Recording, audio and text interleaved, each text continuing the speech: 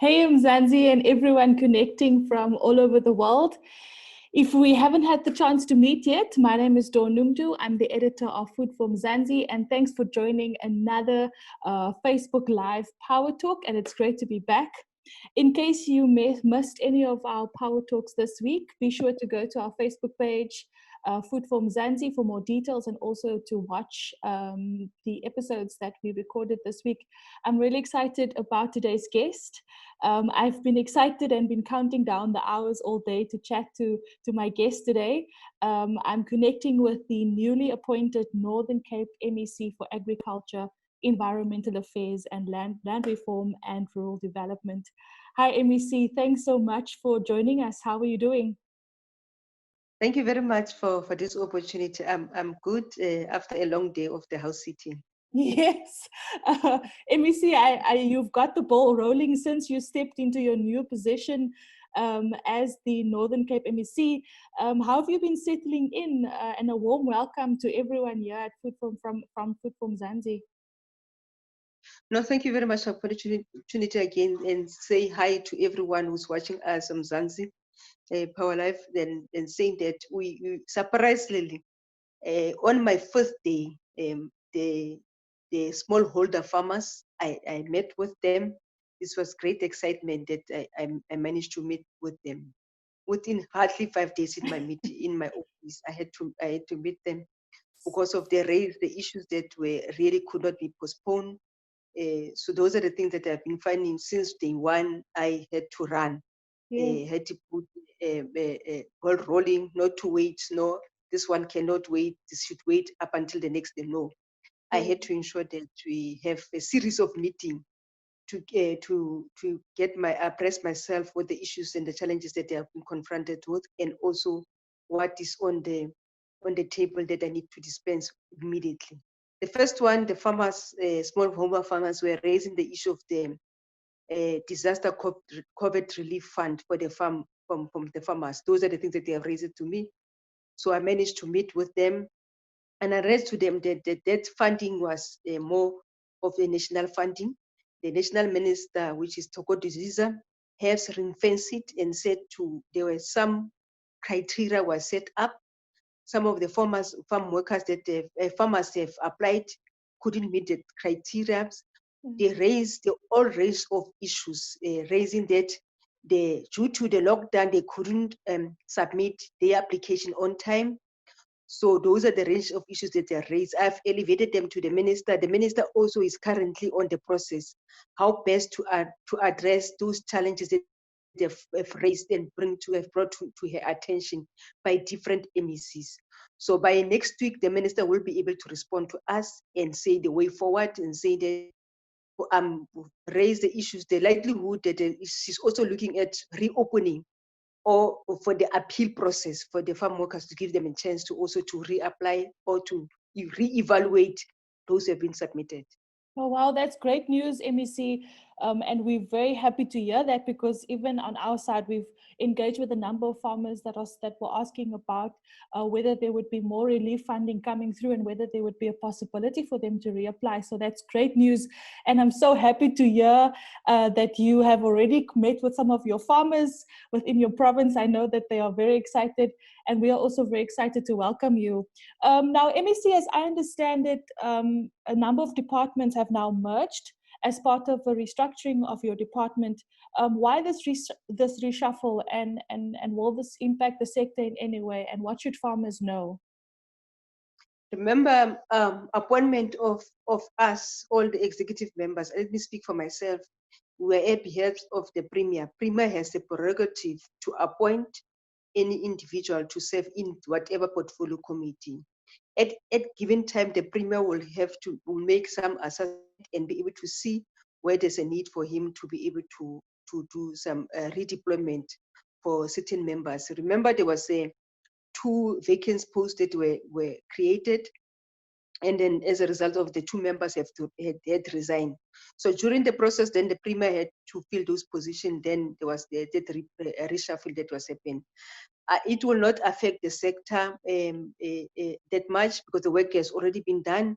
What is nice, the acting HOD is currently there, is still the same. So myself as a political head, I'm here. And remember, I'm also coming from the same political party, which is the ANC-led government. So the policies are the same. So the difference might be on the personality of the individual, how to drive the sector. But the mandate is the same for us to ensure that we transform this agricultural sector by ensuring that we bring everybody on board who have been disadvantaged on the process of the previous policies, for us to put a strategy and the policy to transform the sector in the value chain of the agriculture. And what are your main priorities for the province MEC? I know that we will get to the discussion about the budget later, but what is the main focus points for you stepping into this position? My main focus, like I said, is also the priority and transformation. There's a national master plan around agriculture. The master plan speaks around agro-processing, the value chain of the agriculture that is there. I've observed since I've arrived during the briefing meetings that I've received from the management and the head of the department, acting head of the department, the management team, I noticed that there's a gap in between in the value chain. The concentration of the smallhold farmers are more on the livestock and others on the crops.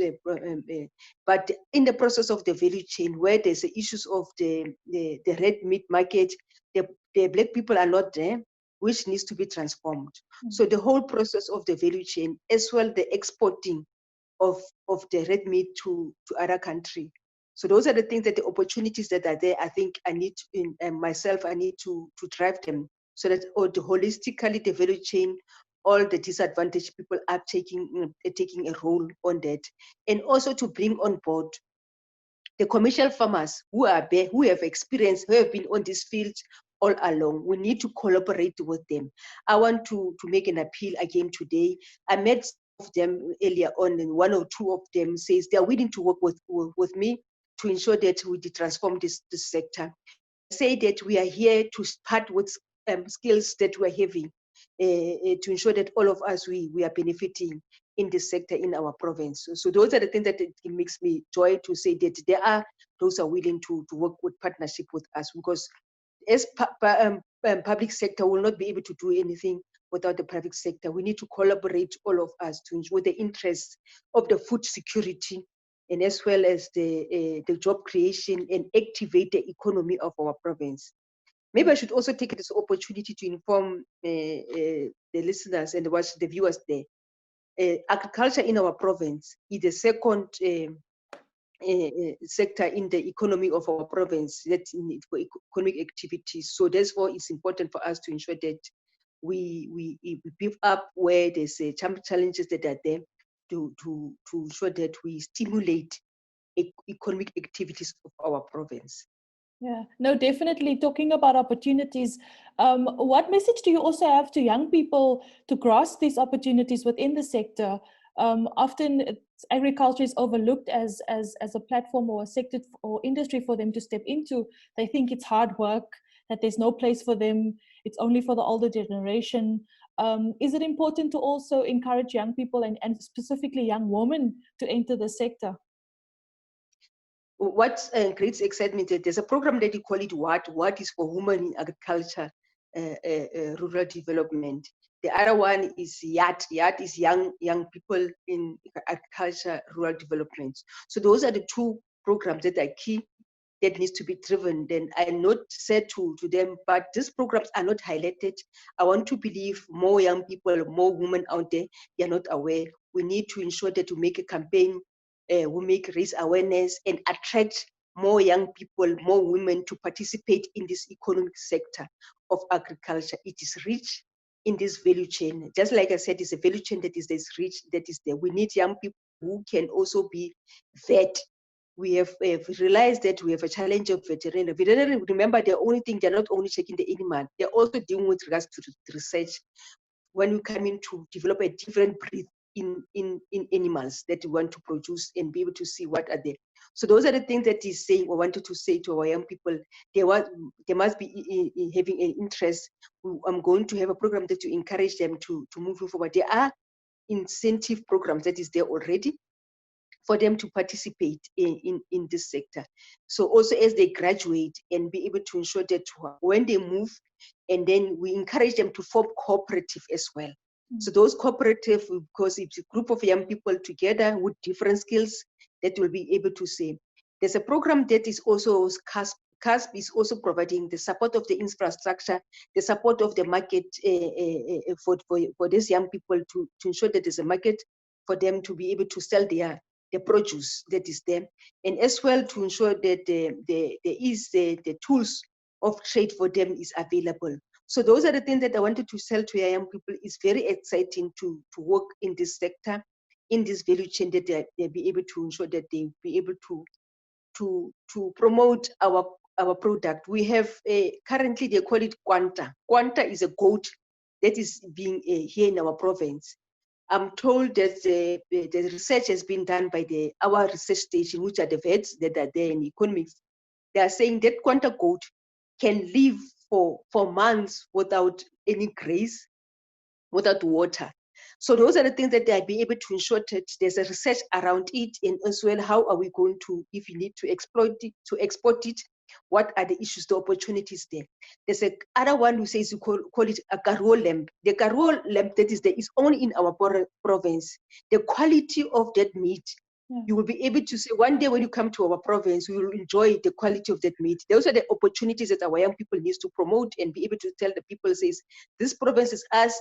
It might be vast, it might be rural, but there are opportunities that are there, regardless of the drought that we have been confronted to, but there are plans in place to ensure that you put some mitigation plans around the issues of the drought. MEC, you might have come from the health sector into agriculture, but you already know your stuff, eh? I've the love of agriculture has been down, resuscitated, or been sparked by being my presence here. No, definitely. It's great to hear you speaking about it with so much passion. And also, I want to also let you know that Food for Mzansi reports on these things. So we've written about the CASP funding. We also recently featured a goat farmer. And I think it's the exact same species that you're actually talking about, mentioning now. So please do go and check out Food for Mzansi for more of those stories. MEC, I know I mentioned this earlier when we started our conversation. You presented your budget earlier today for the merging of the departments. What are some of the key points raised during your presentation? And you also mentioned the relief funding for farmers that you've already presented to the National Minister, Toko Didiza. Is there anything specific that the farmers should be taking note of, and anything specific that stood out during your presentation? What stood out in my presentation is the issue that I've raised with the issues of the transformation of the sector.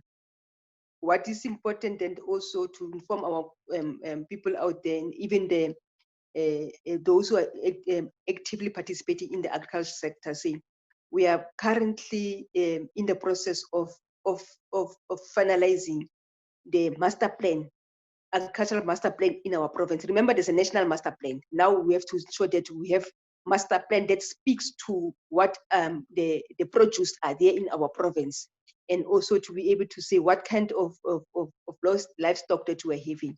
Those are the things that excites me. The programs of the Ilima Lizima, and then as well as the other program that is there, mostly the issue of, remember now there's a match between agriculture and nature conservation. There are two programs that are there which speaks to one another. The climate change, there's a sector, there's a program in Department of Agriculture that's the deals with the early warnings of the climate change, as well in agriculture. So we are going to try and put some plans together with regards to the early warning. There are also the alien trees that are there that are taking water around underground. There's now exacerbate when we have experienced the issue of the drought.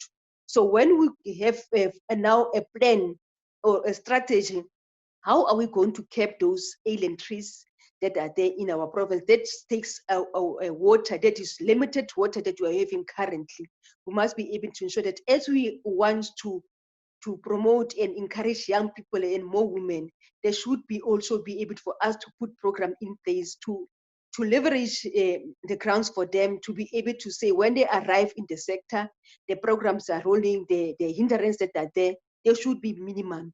That is there. We know that along the process there will be unintended consequences, but we are trying very hard to ensure that we deal with those unintended consequences by putting some mitigation plans with those things that we pick them up. So those are the things that we wanted to make follow up. The one that I'm saying, the research station that I've just raised, that is the exciting programs that are there in our research stations, that the issue of the mixed breed of Inguni cow and Bosmarat goat that is there. Those are the things that there's some mix, the research that is there's the Bosmara goat that is not goat, the Bosmar beef that is there, to be able to ensure that we produce different kind of breed that is there, and be able to ensure that we only find it in the Northern Cape. So those are the ones that stand out, but mostly importantly, the CASP program, which is holistically. Remember, the CASP is holistically, it's about infrastructure, it's about the market, it's about the resources, the tools of trade that is there. So the programs will be able to make more exciting, and for us to be able to ensure that we support. But the food security, Fetsatlala program that is there, by food gardening, that is the home backyard food gardening. But I said to the team that we need to expand it by greenhouses. We need to promote greenhouses in our community. At least identify 5 communities for start to have greenhouses, because greenhouses is more people coming together and be able to ensure that they take care, and it's more people who will be able to, so the space that is there, that will also have us to engage the municipality to give us space, to identify space with in special plan that is there. So those are the things that I stand out for me in this budget speech. Thank you so much, Minister. We really look forward to all the plans that you're developing and seeing it grow and strengthen the province and the farmers within the sector. I want to ask you 2 quirky questions, if you allow me, and then we'll allow you also to give a final message to all the farmers within the Northern Cape. My first question is, if all your clothes had to be one color forever, what color would you pick? Beige. Beige? It goes with everything. It goes with everything. It goes with red. It goes with your nice color that you're wearing, that orange that you're wearing. You imagine that beige and orange, what nice color. It goes with everything. My other question is, MEC, what food could you not live without? And would you be able to eat it for an entire year with nothing else? Also, just to be declare that as much as I'm in the agricultural sector, I also don't eat red meat. Oh, wow. But you shouldn't tell the farmers that. But my families are eating it. Okay. So, yeah. What I like most is the food. Is the banana that has potassium. Remember that banana has potassium. Yes. It's important to have the banana, the avocado that is for me to be able to have it, and as well as the lentils and the soya. So those are the. Yes. Yeah. No, I agree with you there. I love avocado, bananas, and lentils is really good. And lentils is good on the budget as well. So yes. Yes. So MEC, sorry.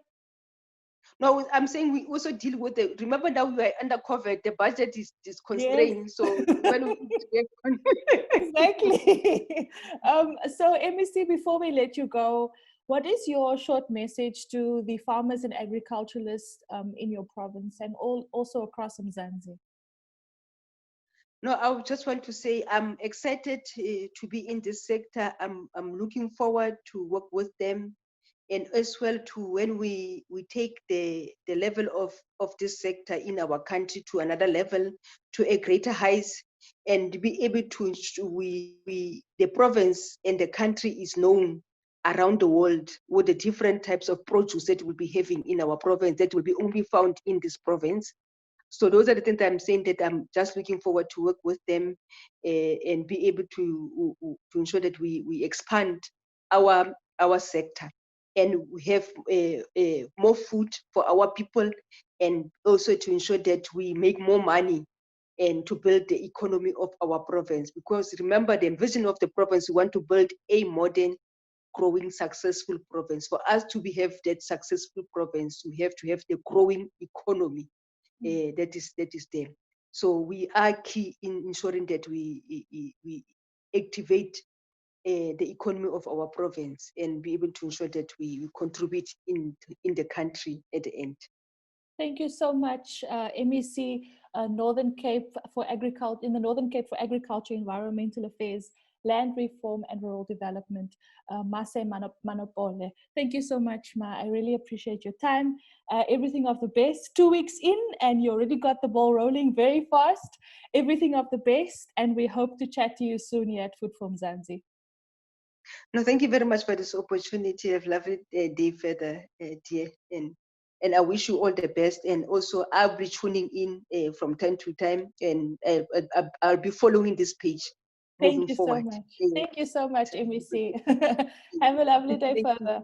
That brings us. Thank you. Thank you, Brown. Thank you. Thank Yes, you. thank you. That brings us to the end of today's chat. See you again tomorrow, same time. Don't forget to follow us on Facebook, Instagram, and Twitter. Have a lovely day further. Bye-bye, MEC.